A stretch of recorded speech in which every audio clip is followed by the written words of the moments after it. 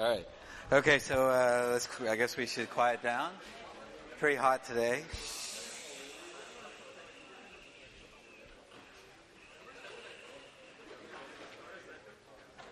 E. Okay, so I guess today we're going to do something Prim's algorithm, which is another algorithm for MST, minimum spanning tree, and we're going to do something called Huffman coding. And what it corresponds to is the following. Let's try again. Okay, great. So what it corresponds to is this binary tree. My little doodles at the beginning usually have something to do with the lecture. So there's symbols here, right? You see the symbols? A, B, C, D, E. Yeah, so they correspond to like things you want to encode, and the tree corresponds to how you encode it. So this tree, for example, in this doodle, is that you would encode A with the number 0, with the bit 0, okay, and you would encode B with the bit with 2 bits, right? Because it's depth 2. So what would you be encoding B with? No, 1, 1. Yeah, okay? So you only use bits, right? It's a binary tree. And so A would be, you would encode A with 0. You would encode B with 1, 1. You would encode C with 1, 0, 0. You would encode D with 1, 0, 1, 0. 1, 1, 1, 1. Yeah, up is 1. Okay, and so on, right? So this is just a precursor to what we're going to do. Okay? But first, before we get to the Huffman coding, we're going to talk about this other algorithm. Again, we're going to re-examine this cut property for minimum spanning trees and show an exchange argument. Okay? Using the exchange argument. Then we're going to talk about this algorithm Prims. And Prims, what it does is it starts with the vertex S. Okay? And now, if you think about S, if you think about a vertex X, S, and everything else, that's a cut. Right? That's a cut in the graph. You've partitioned the graph into 2 vertices. So, if you have a cut, and you have this cut property, which edge should you add across the cut? Which edge should you add? The cheapest one, right? Does that make sense? And that's Prim's algorithm. You add the cheapest one, and now what you have is you not only have you have V. You add V to your set S that you've sort of gotten a tree on, and then you expand that one at a time. So it's a little different than Kruskal. Kruskal, you sorted the edges and added the edges in order as long as they didn't create a cycle. In Prims, what you're doing is you're starting at a vertex and adding the cheapest edge. Now you have 2 vertices, and then you add the cheapest edge out of those 2, and so on. That's Prim's algorithm. So that's lecture, and how do you find the cheapest edge across the cut? You use a priority queue. Okay, now Huffman codes, what you're given is you're given some symbols with frequencies. So you have the frequency for each one of these symbols, and what you want to do is you want to have a code you want to associate each symbol with a code word. Okay, that's just what I sort of described on the first slide. I give you sort of a big, fast picture. So the binary tree is with symbols at the leaves. And it's a binary tree because, left and right is 0 and 1. So the path through the binary tree tells you the encoding of this symbol, which is at the leaf. Okay, so that's the basic idea. We're going to talk about the cost of that. Clearly, a symbol that's deeper in the tree has more cost than symbols that don't, right? And so on. Okay, and then I'm going to talk about, since it's a binary tree, you can do cost in a couple of ways. You can say, what's the sum of the depth of the leaves? Or you can say, what's the sum of the depth? What is the sum of the sort of number of internal nodes? And that's the total depth. Okay, and so we're going to look at both of those. Except we're going to weight these. Okay, so this is a little subtle, but I'll go over it carefully. And now the algorithm for building this optimal Huffman code. The Huffman code is the best way is the best prefix tree for this set of frequencies. And the idea here is that, again, we're going to do this thing called an exchange argument. In greedy, there's this whole notion of exchange argument. Like what I did in both minimum spanning tree, in both Kruskal's and in Prim's, is you pick the cheapest of something and you add it to your structure, your solution so far. That's why it's called greedy. It's sort of obviously what sort of in this, once you set it up, it's clearly what you should do. You should add this edge. And the reason, now when you make a decision, you're like, oh, okay, well now I've committed to this decision. I've committed to this edge being in the tree. And that commitment says that I better be able to extend the solution to a full optimal solution. And now the way you show that is you say, well, the way we showed it for the cut property is we showed there's this exchange. If there's a different tree that didn't include this edge that we added in our algorithm, the cheapest edge across the cut, we can include that cheapest edge across the cut. And so we're going to make that same kind of exchange argument, and we're going to say that any tree where you merge the two lowest frequency symbols can in fact be extended to a tree that is optimal with respect to the cost of encoding these characters. Okay? So this is I know it's like a lot, but I think it's good to sort of at least hear it a few times and fill it in. Okay, what is a cut? Just to get it sort of burned in. What is a cut? Is it A or is it B?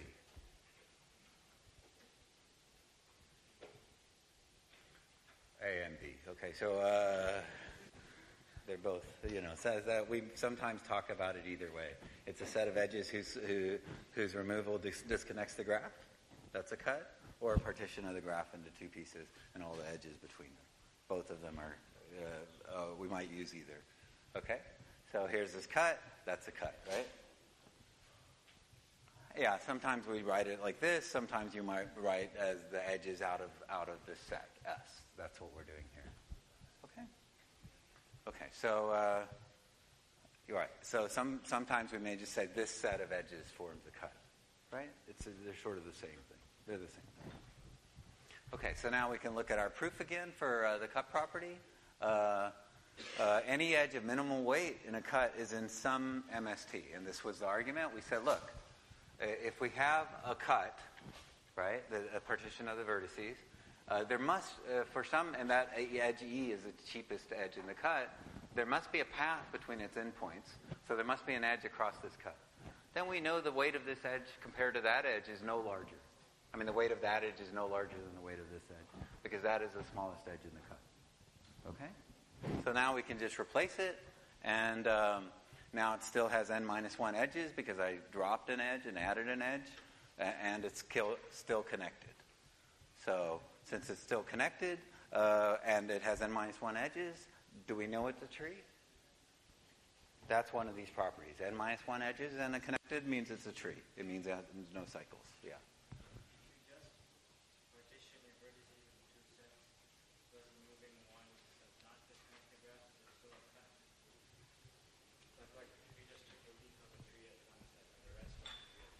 Yeah, yes. But it's not going to disconnect the graph. It does, because you remove the edge and then there's that single vertex. Okay. Yeah. So he was, I mean, this is a problem set issue. Like in the problem set, when you remove a vertex, you need to have two resulting sets of vertices. He was worried that if you remove a vertex and only one node is on one side, is that still a cut? And it is, because you're removing edges. But in the homework, there's this problem where you remove vertices. And if you remove vertices, when we call things a vertex cut, if you remove a set of vertices and the remaining graph and all the incident edges and the remaining graph is disconnected. Okay? So that's the homework problem. Okay? Okay, so this is this exchange argument. So clearly, you see the exchange part? See? I exchanged. That's the exchange part. Okay? And then I said, I assumed that there's some optimal solution. That optimal solution didn't contain what I wanted. Instead, I want it to contain what I wanted. So I figured out something I could throw out of the optimal solution. I figured out a way to fix up the optimal solution so that it does contain the thing I want. Okay? That's the exchange argument. I'm exchanging here the E for the E prime. Okay, so now any cut is in some minimum. So generic MST is while not connected, you add the smallest edge across a cut. That's what you can do. That's sort of a generic algorithm.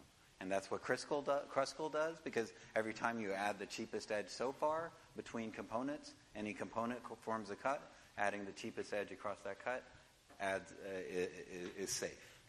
Okay? And the correctness of this is just a cut property with unique weight edges. If there's ties, it doesn't, you can do something. Okay? Okay, so now the generic MST is this sort of procedure. Find the smallest edge, X, Y, in crossing some cut. And as long as you keep adding that, you'll be okay. Okay? The implementation is find the smallest edge, is O of m time. So this is order nm time. Okay? So I start with a vertex V. This is what Prim's algorithm, this generic thing. Okay? And now I say that's my set S, is just consists of V. And then I add the smallest XY, the edge, XY, that's crossed, this is the cut. And then I add Y to my set. And I repeat. Okay? Now finding the smallest edge that crosses a cut, you may have to look at all the edges. And that's why it's order m time to find the smallest edge. And this is order nm time. Okay? Okay, this is all kinds of problems, right? You're kind of looking at the same edge again and again, right? Sometimes when you add only one more node, you've already looked at all the other edges leaving the set. So there's some issues here, right? So the idea is you use a priority queue. We know how to do this, right? To maintain this quickly. Okay. Okay, so we use a priority queue to keep the closest node. So we sort of maintain edges, but we don't really maintain edges. What we do is we figure out the node which has the cheapest edge to our set. Okay? This is very similar to what Dijkstra did. Right? It finds a node outside of the set S. Here we have the set S. There we had a set S, the ones that got pushed out of the queue already. And we found the node outside of S, which had the smallest distance label. And here we're going to find the node outside of S that has the smallest weight edge to S. Okay? So here's the queue. It's going to look just like Dijkstra, right? Okay? What we're going to do is every time we pull an edge out of this queue, we're adding it to the set S. Where every time we pull a node out of this queue, we're adding it to the set S that is growing. Okay? And then what we do with that node is now there's edges incident to that node. Those edges haven't necessarily been considered yet, right? Because the previous cut did not include V. So the edges incident to V to other nodes are not there. So now you go over each of those edges, and now if the weight of from this vertex to the other endpoint of that edge is less than or equal to the current min cost weight, then you reset it. Okay, you set C of W equals W V W. Okay, so now you found a cheaper edge that connected that node to your set S. Okay, that's what that's saying. You lower the label, and the previous is just a way to keep track of the tree. And then you do this decrease T key on the vertex W, which we relabeled. Okay. Okay, so is this exactly the same as Dijkstra? Yeah.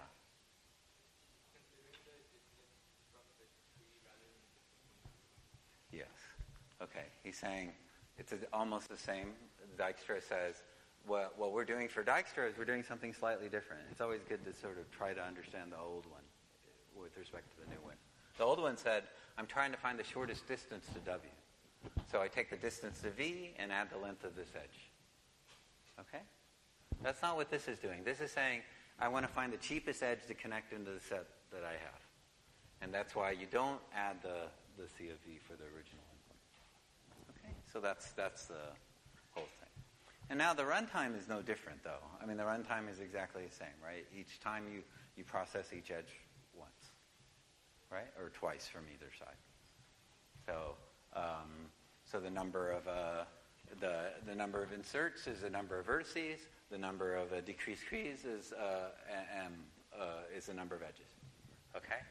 And now you can do this better using Fibonacci heaps. Okay? these are Fibonacci heaps, which I didn't tell you the description of it, but maybe I'll discuss them more on Friday.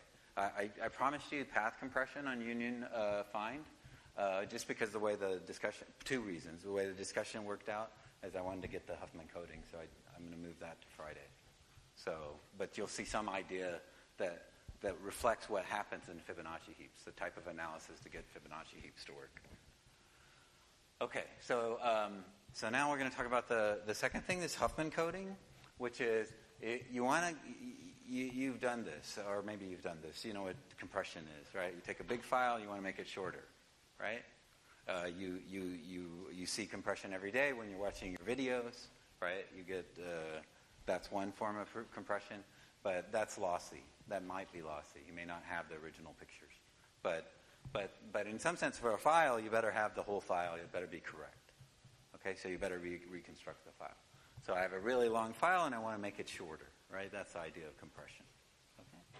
Okay, so you have, say you have an alphabet in your file. You have a sort of a starving language, which only has 16 characters.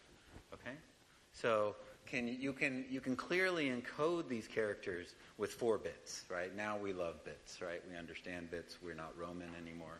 We're Indian or something, and or we learned from these people.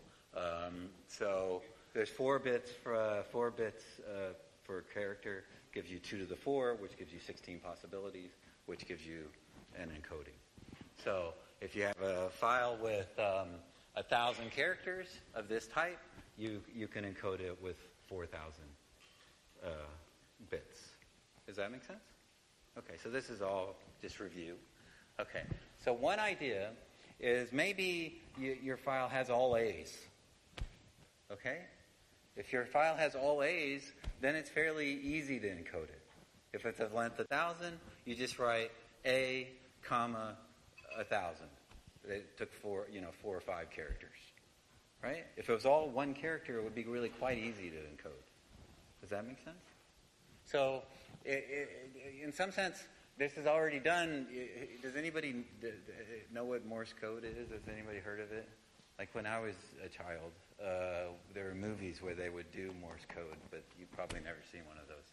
So, but it's dot, dash, dash, dash. They would just do a dot was an E, a dash was a T, a dot dot was an I, a dot dash is a dot dash is an A dot dash is an A, and so on, right? So they would the telegraph operator would just go, and then something else that made a dash. I don't know what that is, but okay. So so why did they do this? Why did they design this code this way? Why is the E only have 1 dot, whereas the S has 3 characters? Why do you think that's why do you think they did that? Yeah. Because E appears more frequently in the English language than S. Okay, there you go. Common characters are shorter, right? The E is more frequent than S, right? That's pretty cool, right? So they cared, right? They had to send these messages. It was a pain, right? And so they really cared. And so now we could translate such a scheme to 0 and 1. Okay, what is dot dot? Okay? It's I. Okay, but it's also EE. Right? Look at this.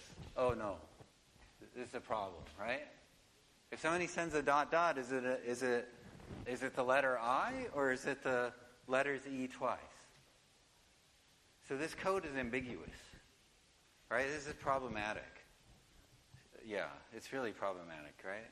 I mean, because you could translate to 0 or 1, but there's easily you could translate dot dot and dash dash to 0 and 1, but you can't tell the difference between these 2 characters being I or EE.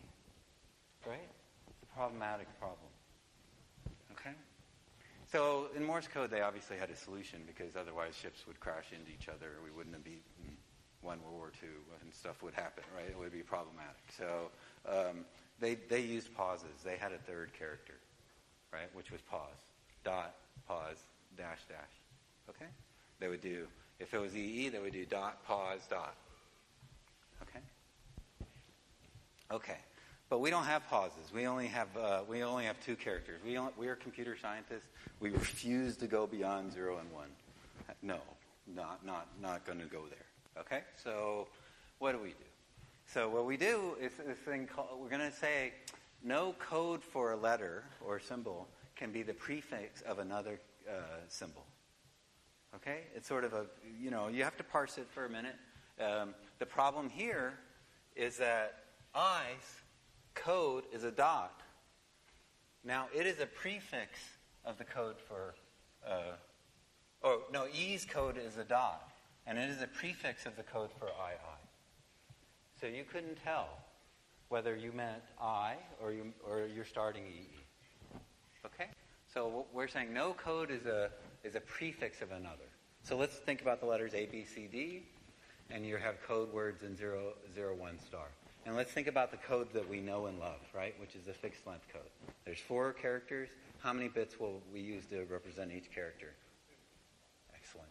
Okay, so, right, this is are they prefix free? Is this a prefix free set of code words? Is any one code word a complete prefix of any other? No. Right? They're all different. And none of them, I'm not saying their prefixes don't share something in common. I'm saying one code word cannot be the entire prefix of another. That was what happened with the E and the I. The dot was a prefix of dot dot. Okay? Here, since they're all the same length and they're all different, they can't be a prefix of each other. Right? Okay. So for fixed length code words, if it's actually a coding, if they're all different, if 2 are the same, you just screwed up. But if you didn't screw up, this is a prefix-free code. Okay, right? And you can tell what this is. What is this? What is this? You can say that the first 2 are 1, 0, which is a C. Then we read the next 2. The next 2 is an A. I think that's here, right? Okay, and 1, 1 is a D. CAD. Okay. Okay, so you can decode. I don't know why I chose that. Computer-aided design. That's what it is. Okay, so now I can do another prefix-free code. Okay, so let's do A is 0. A is common, maybe. So I'll make A 0. B is 1, 0. C is 1, 1, 0. And D is 1, 1, 1. Okay, so now if I have this sequence, what is the decoding of this sequence?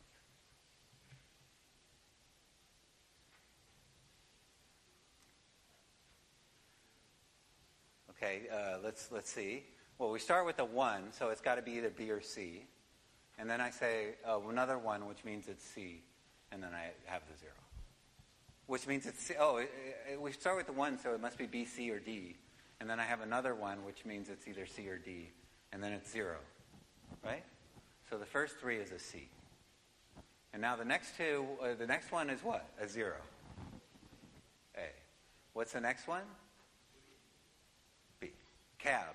Okay, this one's nicer. Okay? Is that clear? Okay, so you can have codes now that are varying length. If they're prefix-free, you can decode a string into the original characters that you cared about. Okay? Okay, so here's a DNA example where, this is the typical frequencies of these ACTG. I think I made this up. This is probably not true. So now, what's the expected length of a fixed length encoding of your DNA? Okay? So the expected length is, say you have of n characters, there's 4 of these characters, so it takes 2 times n. If you have n characters, each one is represented with 2 bits, it's 2 times n. It's not very complicated. But let's do this prefix-free encoding here, right? It's prefix-free. You just check 0 is not a prefix of any of the other 3 codes. The 1, 1, 1 is not a prefix of the other 2. And 1, 0, 1 is not a prefix of 1, 0, 0. Okay? So it's prefix-free. 0 is not a prefix of anything else, and so on. So it's prefix-free. Yes. Okay? So what's the expected length? Okay. So about 0.4 times n of them will be A's. Right? And how many characters do we use if it's an A? 1. Okay? What? See, what? Okay, and what about if it's a C? We use 3 characters. That's a disaster. Like we won big here because for each A we only use 1 bit instead of using 2 bits, right? Okay. Here we're losing. We're using 3 bits instead of 2 bits, and so on and so on. Now, is that less than 2? You think? Who thinks it's less than 2? Yeah. Okay, it's less than 2. Yeah, it's 1.9. So, yes. Okay, so we beat the naive encoding. That's why I'm excited. That's the exclamation points because that 1.9 is less than 2. Okay, so you can be happy. If you're happy about things like that, your life will be very happy a lot. So 1.9 is less than 2. Oh, I'm so happy.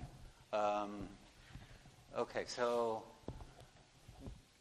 now, we want to figure out how to make these.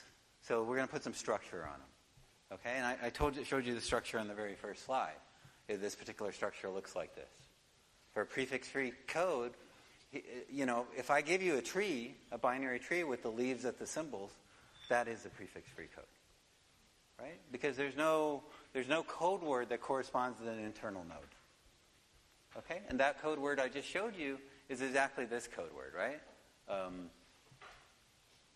Okay, so what you're doing is it's this sequence is 0, 1, 1, 1, 0, 1, 1, 0, 1 is T, right?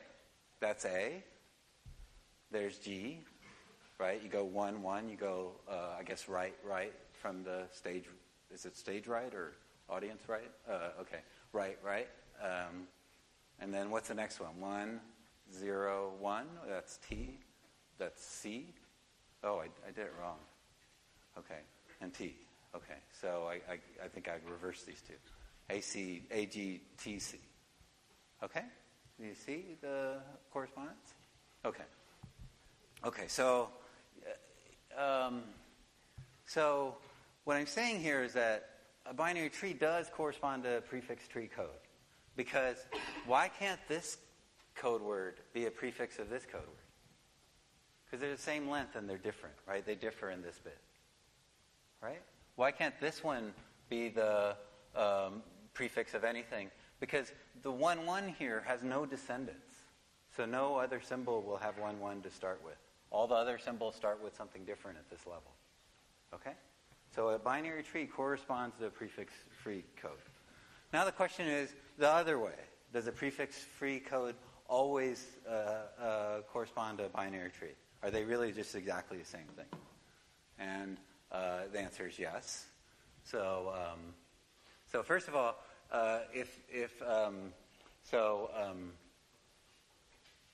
so this is now here we're given the code words and the corresponding symbols, but we don't really care about the symbols. It's just a mapping, okay? For now, just to prove this result.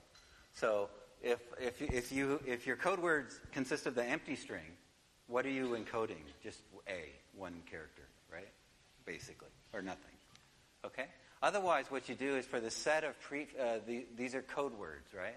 So S1 through Sn, it's a set of strings of varying length. Okay.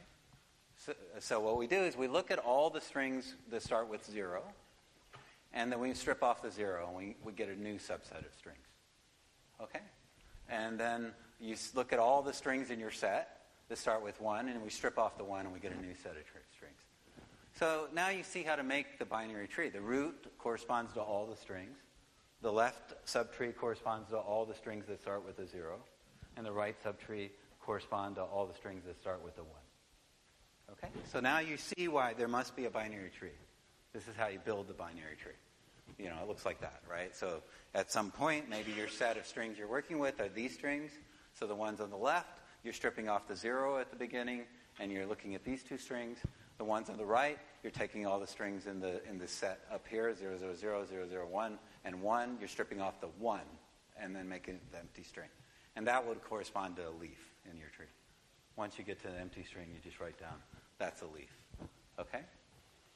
And so every code word symbol has to correspond to a leaf. That's what I said. I said a binary tree where you put the code word symbol at the leaves, that corresponds to a prefix-free tree. Okay? A prefix-free code.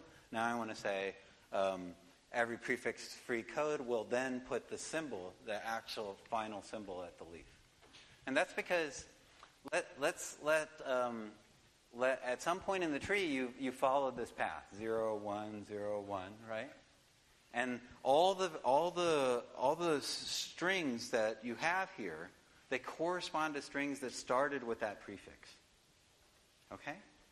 And now I'm saying you won't ever run out of a string in the middle because it's prefix free, right? It corresponds to a string where all the where p is a prefix. Now, if there's only one string in there, you just write down you're done. You have a leaf. But the point is, if there's more than one string, you might write down a symbol there if that actually corresponds to a code word. Okay? But if there's an internal node p, that's the p where this prefix is actually in their initial set of strings, that says there's a descendant of this internal node in the tree. If it's internal, there's a descendant. If there's a descendant, that descendant eventually leads to a symbol. And that symbol will have p as a prefix to it. All the strings here had p as a prefix. Okay? So if you get to an empty string and you write it down, that's what you do when you put the symbol there in this unfolding. So then the p is a prefix of another code word. Okay. But that's a contradiction. We know that in this set of S, none of the SIs is the prefix of any of the others. Okay? So it says that in fact the problem of designing a prefix-free code is a problem of designing a binary tree. Okay? Which has some nice properties. Okay. So now let's see how to find the best one. Okay? So the best one is clearly the one that gives you the smallest average length of the prefix codes. Right? And now the average is you're given the frequencies. So in some sense, the depth of each symbol in the binary tree is exactly the number of characters you use to represent that symbol. Right? Like here. The depth here for A says it was 1. And the number of symbols I needed was 1. The depth here is 3. And the number of symbols I need is 3. Okay? So the depth of the symbol in the tree times the frequency, right? This is what we do to actually evaluate the total cost. That's what we did before. So here was the example. Here's the tree. The depth here was 1. The depth here was 2, or is 2. The depth here is 3. And the depth here is 3, right? 1, 2, 3, right? Okay. And the cost was 1.9. Okay, per character on average. Okay, is this clear? So this is what we want to minimize. We want to build a tree where the sum of the depths of each symbol times their frequency is minimized. Okay? That is going to give us our optimal tree. Okay. Okay, so there's another way to sort of add up the costs. I said that before. And we can think of that way. This way, it's a little hard to understand because you're like, how do I arrange the leaves so that it's nice? But with trees, there's this sort of recursive structure, right? There's this node here in the middle, which has something. We would, there's this node in the middle. We'd like to say something about this vertex, right? To have some sort of notion of recursive structure. Okay? So I'm going to write down the cost another way. Okay? So I'm going to say sum over all the nodes of their frequency. Okay? What is the frequency of node A? 0.4. Right? What's the frequency of... now, I'm not multiplying by the depth here. What's the frequency of node C? 0.1. What's the frequency of node T? Okay. What is and then G is 0.3. What about this one? Why did I write 0.3 there? Right? The internal nodes didn't have a frequency associated with them before. But I wrote one. So how did I get that one? Yeah. Yeah, I added up these two numbers, right? So if you think about it, I mean, that makes perfect sense, right? Like how often will you see C or T? Well, 0.3 of the time. Okay? How about this vertex? Well, what is the frequency of that vertex? 0.6. Okay? So you add up all the frequencies in the middle. Okay? Oh, look, it's the same number. Right? It's the same number as the other way of adding. Multiplying the leaves by their depths. Does that make sense? And you can see why. You can see why. Why is that? What we wanted, the other way we added 0.1 times 3. Well, how often does 0.1 appear? Well, it appears, you add it to your parent, you add it to your grandparent. Okay? And you have it here. So it appears the depth number of times in this calculation. Okay? So the optimal tree should be, this sort of tells you that really you should think of these things as once you decide in an algorithm to combine C and T together, you can think of this whole problem as a problem on just 3 characters. G, the super character C and T together, and A. And then go from there. It's sort of suggested induction, right? So the optimal tree, after you decide that you're going to put C and T together, is just build the optimal tree on these kind of characters. Right? Now you have different symbols. You have you still have A, you still have G, but now you have this super symbol, C and T together. Right? And you want to minimize, find the best tree for this, and put it on top of the tree that you built for C and T. Okay? Okay, so internal node has the frequency. That's sort of our recursive view. We just sort of made it so that we can look at cost either way, whichever way is convenient to argue about. Okay? So, and the internal nodes are sort of symbols. They're symbols that represent the set of items underneath them in the tree, at the leaves. Okay. So now we want to merge. So now we have all these symbols. Now we have an obvious recursive algorithm, or inductive algorithm. Okay? So we have a bunch of symbols. We have n symbols, and we want to merge them into a pair. Okay? Which 2 symbols should we use? And make a subtree out of them. Which 2 symbols should we use? Well, either the 2 biggest or the 2 smallest, right? Because this is greedy. This is the greedy section, right? So we should probably merge the 2 biggest or the 2 smallest. So who thinks we should merge the 2 biggest? Okay, good. Okay, so thank you. Who thinks we should merge the 2 smallest? Yeah, I mean, it's not 100% obvious, but it's the 2 smallest. It's only 99% obvious because 1 out of 100 said that. So, okay. So the other thing. Okay, sorry. So which ones? So the cost of this is how you can just sort of see. We have 2 cost functions to think about. Like what do we want to do is we want to make the sum of frequency of I times the depth of symbol I in a tree. Now, if you have, that means you should have the high frequencies have lower depth. Okay? The low frequencies, it's okay to make them have higher depth. And when you merge 2 into a single tree, you merge 2 of these things. It's called a cherry because there's 2 little things hanging off. But when you merge them that way, what you've done is you've made them one deeper. So you'd like to make the smaller ones deeper, right? So you might as well merge the 2 lowest frequency because you've sort of added depth to them in the tree, okay? To make the low frequency internal symbol. Okay, so let's see the method. So you have this. Which ones do we merge? Yeah. And then after that, we do these 2. And after that, there's only one merge to do. Okay? And that's the whole tree. I mean, this is a parenthesization version of a tree, right? Okay, so now the algorithm is you make each symbol into a single node tree.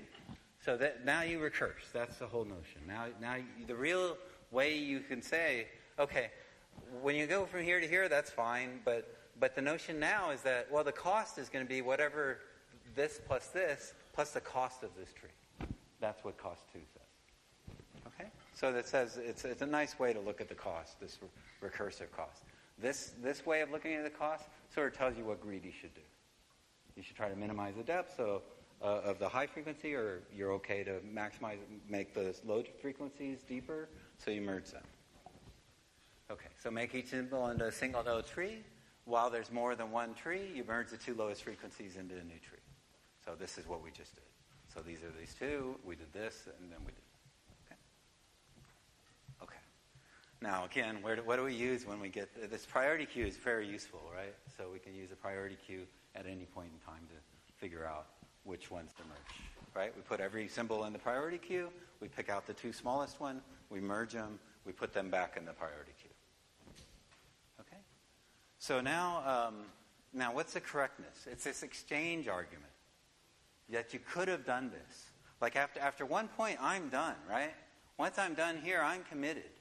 Once I've merged these two, I know that these things will be merged in my solution forever. So I want to make sure that there's some optimal tree that contains these two that are together. Okay? That's what I need to argue. Okay? In the correctness. Okay, so now what I do again, this is exchange argument, is you assume there's an optimal tree. Now, if there is an optimal tree, if they're siblings, that's what I mean, they're merged together as siblings, right? Then you're done. If your optimal tree, in your proof, you look at your tree and you say, oh, the two lowest are, you postulate that there's a case where these two lowest frequency items are already siblings. And you say, okay, well, that's fine. I'm done. That's what I was trying to argue. Okay? I'm trying to exist an optimal tree where they are siblings. Otherwise, what we're going to do is we're going to fix it up. Okay? We're going to switch each with the deepest pair of siblings, okay, to improve the tree. So what I'm saying is this, right? So here are the two lowest frequency. Here are the two lowest frequency vertices, right? Or symbols. Are they together? Are they siblings? No. So what can I do, though? I can switch it, right?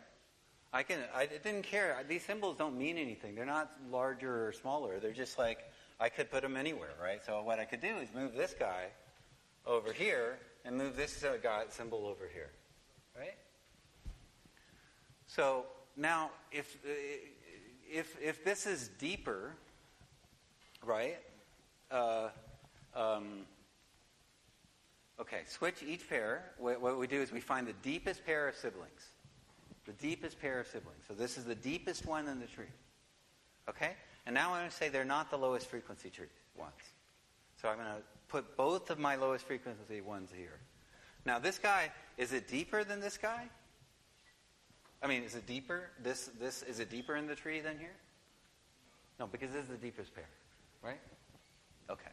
So when I move this one to here, and I move this one to here, what does the cost do? Does it go up or does it go down? It goes down because this guy had a higher frequency and he gets shallower. And this guy had a lower frequency and he gets deeper. So this guy loses a little bit, but we together, this guy loses as much as that guy gains, but this guy doesn't occur very often. So we gain on average. Okay? So the cost gets better with the switch. And again, it's like this exchange. It's like switching the edges in the minimum spanning tree. Okay? So the lowest frequency pair are now siblings in the tree, and we're done. Yeah. The first case just means we didn't need to do anything. Yeah. It just so happens the tree could already... Yeah, it doesn't... Yeah. They didn't have to be... It could have been that in the beginning it was like this. So then you don't need to switch. Right? That's all. The first case is just in the beginning it was already like this. Okay? Okay, now, what if they're the same depth? Then you could still switch them, and it doesn't hurt. Okay? It could be that this lowest frequency thing is as deep as the deepest one. But then switching doesn't hurt at all, and you get the property you want. And you want this property because this is what you're going to do. You're going to say, I'm going to merge these two. So there must be some way that it's good. So this may not be the only optimal tree, but it is a optimal tree. Okay? So the lowest pair of siblings. So there's an optimal tree where the lowest frequency pairs are siblings. So this very, very, I did it carefully, but this exchange argument is what you need to do. When you make a decision that's irreversible, you have to make sure you can go forward from there and get to the right solution, right? Okay. So, and that's the algorithm. Merge the lowest frequency in a pair and recurse. And that's it. It produced the optimal tree. Okay, so this was a cut property. We went over a few times. I'm going to go on. This is a Huffman code. This one was nice to sort of understand the problem and also to understand the heuristic of what should you do greedily.